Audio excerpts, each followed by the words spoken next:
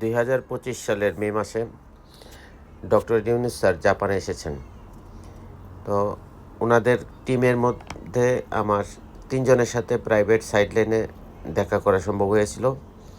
এর মধ্যে 2 পর্ব। এক পর্বে হচ্ছে বারবিডার প্রেসিডেন্ট আব্দুল হক সাহেব এবং দেলার হোসেন সাঈদী স্যারের ছেলে শামীম সাঈদী। তো আমরা একসাথে সবাই ডিনারও করেছি। তো ওনাদের সাথে অনেক ব্যবসায়ের আলাপ আলোচনা চলেছে। তো রিসিপশন করেছি আমরা সিংহকুবুর বিজনেস কমিউনিটির থেকে শাহিন ভাই, লিটন ভাই ও আরও অনেকে। এছাড়াও ছিলেন জাপানে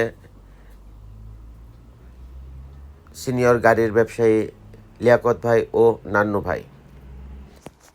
এবার দ্বিতীয় পর্ব, এখানেও আবার আমার ছোট ভাই জামাল ও জাহাঙ্গীর, 2 জন আমাদের ডক্টর ইউনূস স্যারের পার্সোনাল এসএসএফের সিকিউরিটির জেনারেল ব্রিগেডিয়ার জেনারেল আরিক ভাইয়ের সাথে দেখা করা। ব্রিগেডিয়ার জেনারেল আরিক ভাইকে রাতের টোকিও ভিউটা দেখাতে পেরেছিলাম।